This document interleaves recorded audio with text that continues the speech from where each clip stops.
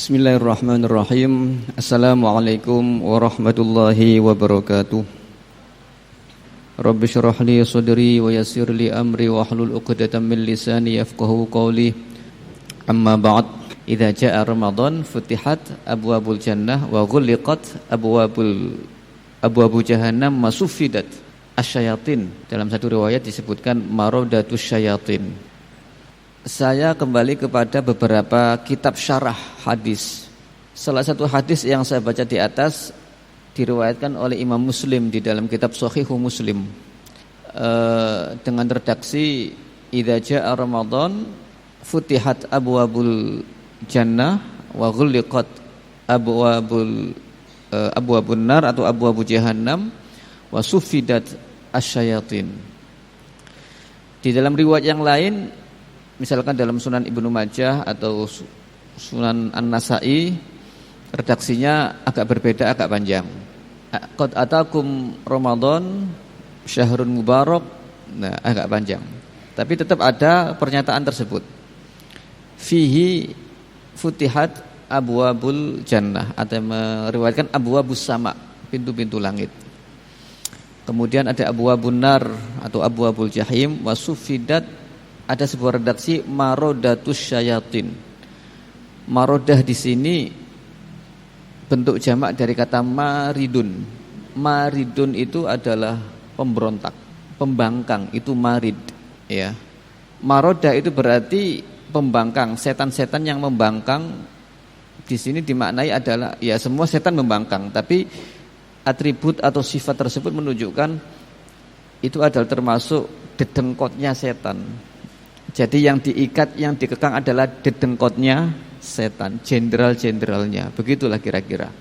Marodatus syayatin. Dalam satu riwayat seperti itu. Ya. Sehingga dengan kembali kepada riwayat itu, barangkali ada yang menjawab bahwa suffidat asyayatin di situ tidak semua setan yang dikekang, tapi jenderal-jenderalnya. Begitu. Sehingga yang anak buahnya, kopral-kopralnya itu sebenarnya masih bebas kalau mengacu kepada riwayat tersebut. Dan kalau kita kembali kepada kitab Syarah Shahih Muslim Al-Minhaj fi Syarhi Shahih Muslim Ibnu Hajjaj yang ditulis oleh Imam An-Nawawi, di sana banyak pendapat, banyak interpretasi terkait suffidat asyayatin. Ya. Interpretasi ini dilakukan karena memang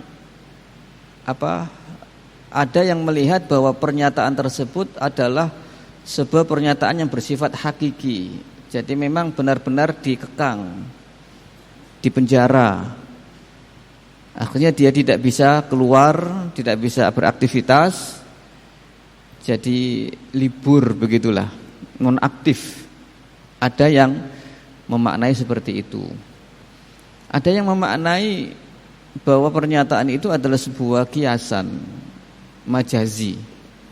Suffidat asyayatin ini adalah bersifat majazi. Tidak benar-benar dikekang, tapi pengaruhnya itulah yang kemudian diminimalisir sebenarnya, ya. Atau menurun atau melemah setidaknya. Sehingga memang dirasakan di dalam bulan suci Ramadan orang beraktivitas ibadah itu lebih mudah. Dan dirasakan juga, fakta juga di dalam bulan suci Ramadan, yang di luar bulan suci Ramadan biasa dengan perbuatan maksiat, akhirnya pada bulan suci Ramadan berhenti. Meskipun berhentinya juga tidak 100% atau tidak sepenuhnya, masih ada sekian persen dia tetap melakukan perbuatan maksiat. Tapi setidaknya itu menunjukkan bahwa pengaruh dari setan itu melemah. Begitu. Ada yang memaknai bahwa suffidat asyayatin ini adalah dikaitkan dengan ibadah puasa. Jadi yang berpuasa, maka setan tidak mengganggu kepada dia. Kenapa? Karena orang berpuasa menahan dari makan dan minum dari pagi sampai sore itu ya secara naluri, secara ambisi dan hasrat memang lemah untuk berbuat maksiat. Tidak seperti orang yang tidak puasa. Makan banyak, bergizi, bervitamin, ya kan. Bukan cuma sedikit tapi makannya banyak. Itu mudah sekali didorong untuk perbuatan yang maksiat. Sehingga bagi orang yang tidak berpuasa, maka pernyataan itu sufidat asyayatin tidak berlaku. Karena dia tidak dilindungi oleh puasa. Dan ini sejalan dengan sebuah riwayat hadis bahwa as-saumu junnatun, bahwa puasa itu adalah perisai atau tameng. Puasa itu adalah perisai tameng bagi orang yang berpuasa. Jadi lebih bisa menahan diri, ya. Atau ada yang memaknai bahwa sufidat asyayatin ini memang benar-benar dikekang, tapi kenapa masih ada maksiat? Karena sebenarnya godaan setan itu sebelum Ramadan jauh lebih banyak, jauh lebih berpengaruh dan telah masuk ke dalam sebagian umat Islam, sehingga ketika masuk pada bulan suci Ramadan dia tidak bisa berubah karena nafsunya ini sudah terbiasa dengan mengikuti jalan-jalan atau godaan setan itu. Sehingga di sini sebenarnya yang membawa dia kepada perbuatan maksiat adalah nafsunya, bukan karena diganggu oleh setan. Itu adalah beberapa interpretasi pemaknaan terhadap hadis tersebut. Ala kulli hal, memang kita temukan banyak sekali di bulan suci Ramadan, yaitu ya perbuatan atau kemaksiatan-kemaksiatan yang dilakukan oleh sebagian umat Islam, ya. Dan di situ apakah kemudian kita mengkambing hitamkan setan? Oh, ini salahnya setan ini. Tidak perlu mengkambing hitamkan setan. Dia malah tertawa kalau dikambing hitamkan. Memang dia diciptakan untuk menggoda. Maka kalau menyalahkan setan itu ya salah alamat, ya kan? Itu adalah pernyataan atau perbuatan yang dilakukan orang yang lemah, ya, lemah mencari kambing hitam dari godaan setan. Jadi sebenarnya yang perlu dievaluasi atau yang perlu diintrospeksi adalah nafsu kita itu sendiri, ya, nafsu kita itu sendiri. Jadi kalau setan memang sudah tugasnya memang menggoda kita, sehingga kitalah yang harus bisa menyadari untuk tidak mudah tergoda dengan godaan setan. Dan itu sudah dinyatakan di dalam Al-Quran sendiri, ya. Besok hari kiamat itu nanti orang-orang yang diperbudak oleh setan ini akan ibarat Jawanya, bahasa Jawanya itu diwelehkan itu apa ya? Diperlihatkan agar dia benar-benar menyesal dengan sedalam-dalamnya. Padahal menyesal tidak bermanfaat, tidak berguna waktu itu. Jadi setan berbicara kepada orang-orang yang mudah atau berhasil diganggu itu, fala talumuni walumu anfusakum ma ana bimusrikhukum wa ma antum bimusrikhi. Janganlah kalian menyalahkan diriku, kata setan. Salahkanlah kepada diri kalian sendiri. Iya, memang yang harus introspeksi adalah kita sendiri. Ya. Kenapa mudah tergoda dengan godaan setan? Jadi tidak perlu mengkambing hitamkan setan. Yang perlu kita muhasabah, kita introspeksi, kita perkuat keimanan ketakwaan kita, menahan diri ya dari godaan setan. Maka dalam hal ini saya ingin kemudian membahas tentang cara bagaimana setan itu menggoda manusia. Sebenarnya setan itu siapa?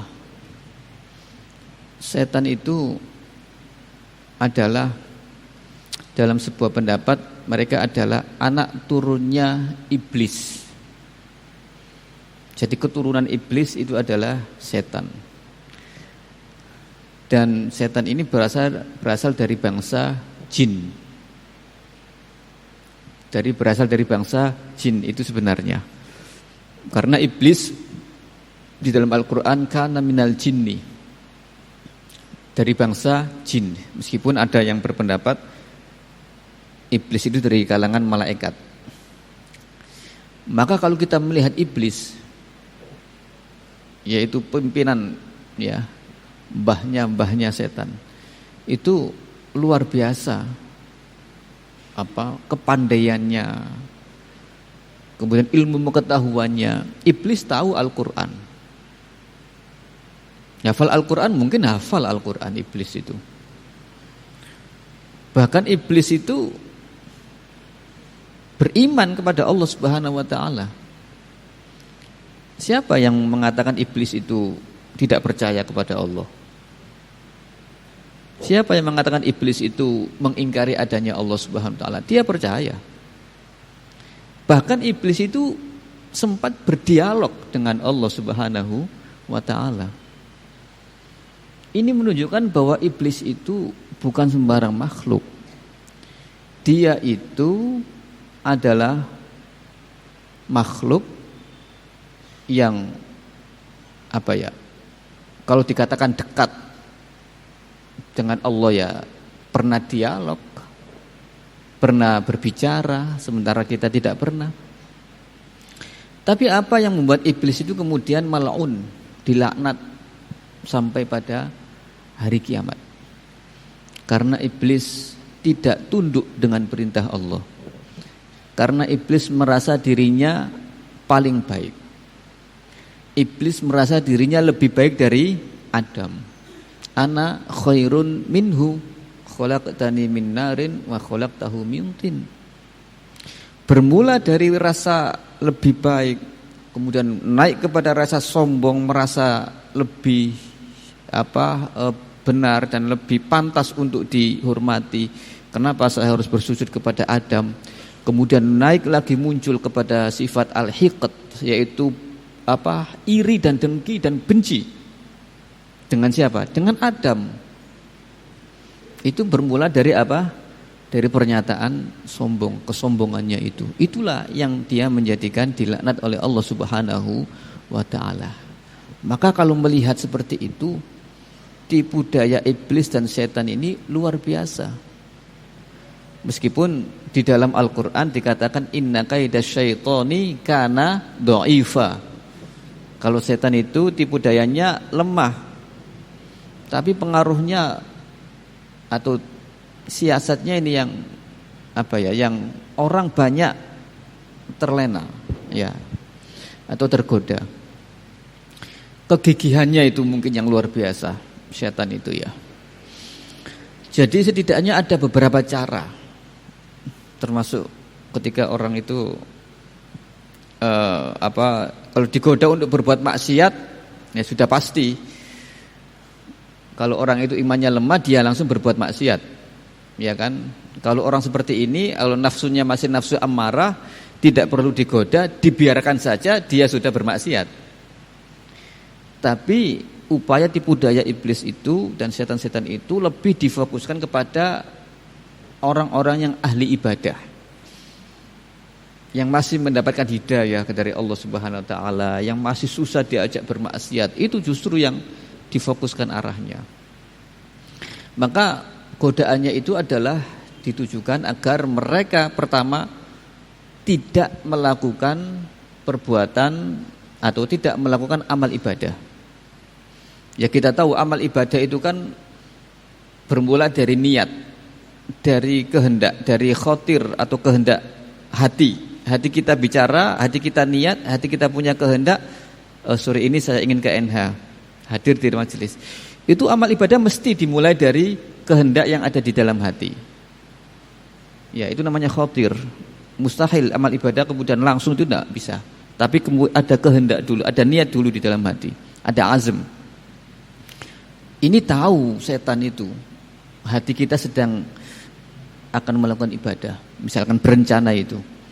Maka satu yang dilakukan adalah bagaimana caranya agar dia tidak melakukan amal ibadah. Ya digoda. Mungkin barangkali ini tidak perlu kamu melakukan amal ibadah, jangan, tidak ada manfaatnya, seperti itu. Pokoknya intinya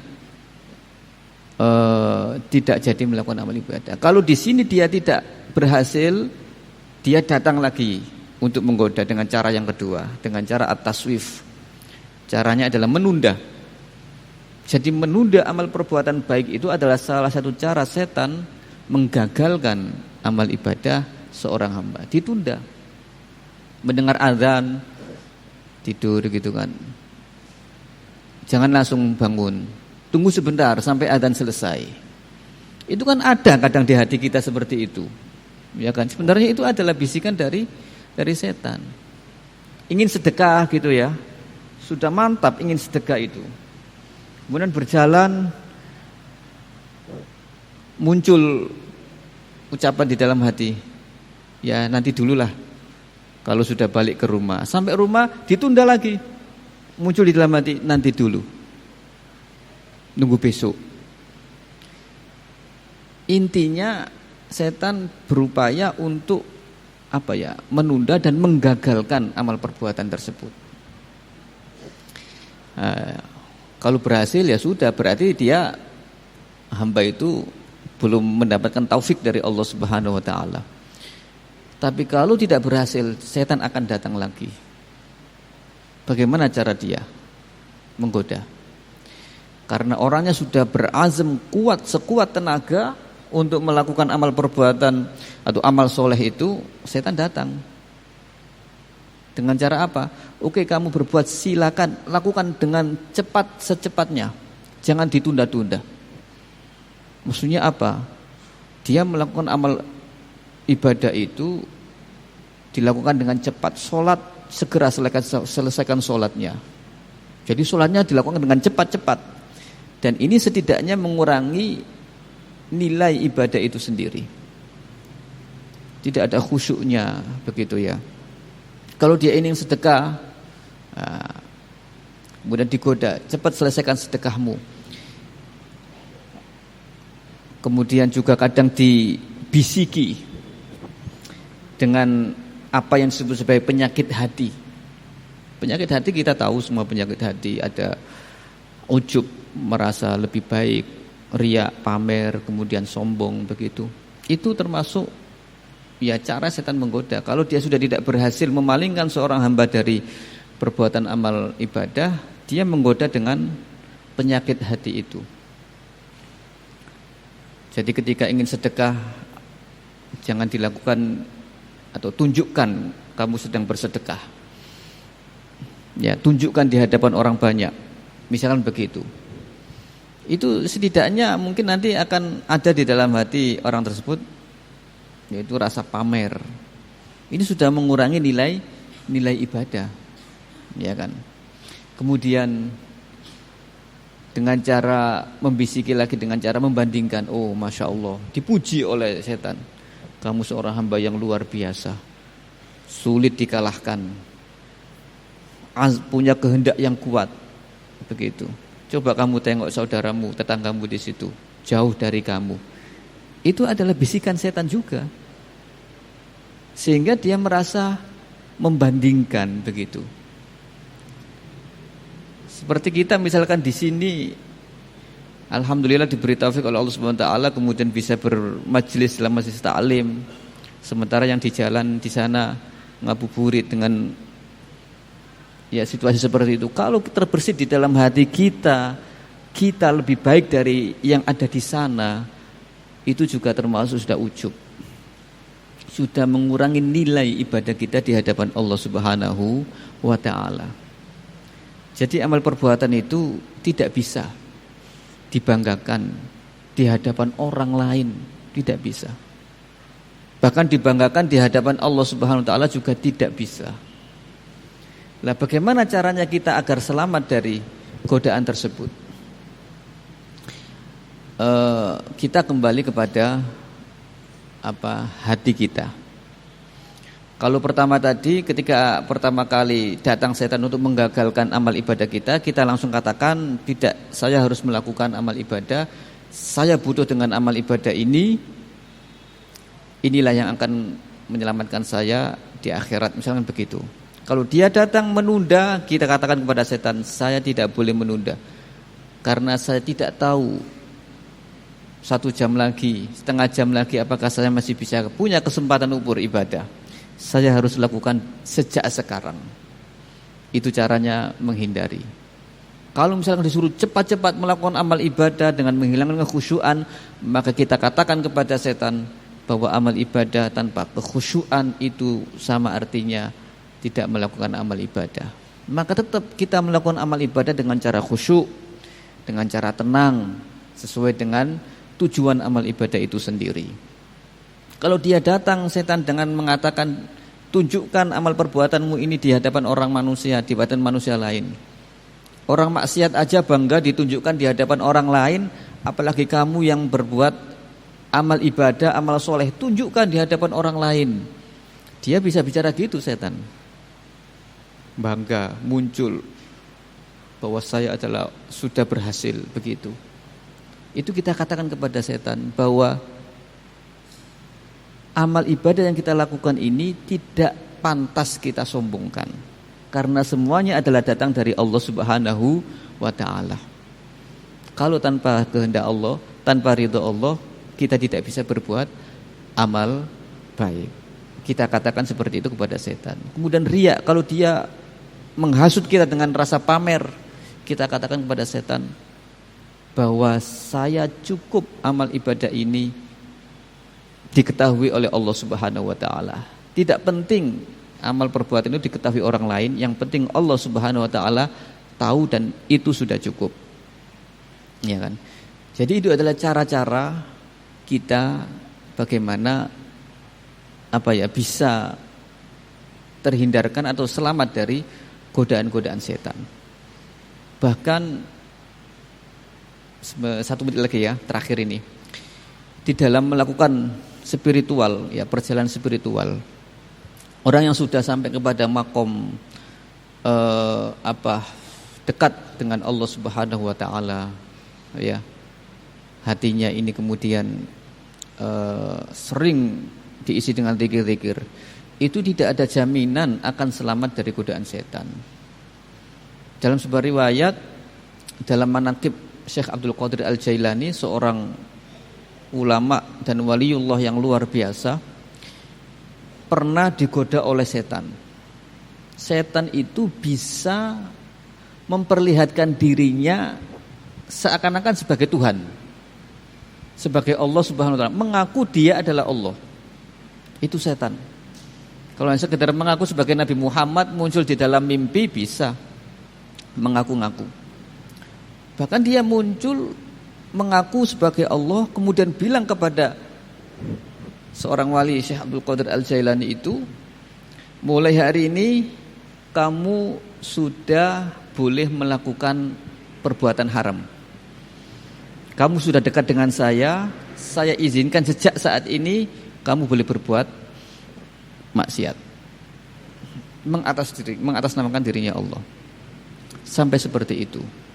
Dan di situ karena Syekh Abdul Qadir Al-Jailani seorang wali Allah yang sudah luar biasa, tahu bahwa ini adalah godaan setan. Tandanya apa? Dia sudah mengizinkan, menghalalkan perbuatan maksiat. Padahal tidak pernah Allah itu menghalalkan perbuatan maksiat. Dari situ dia tahu bahwa ini adalah tipu daya setan. Dan kemudian setan mengakui, kau telah selamat Dan dengan cara ini saya telah menjerumuskan hampir 70.000. 70.000. Siapa yang dijerumuskan? Orang-orang yang sudah tingkat spiritualnya tinggi. Bukan seperti kita yang masih rendah.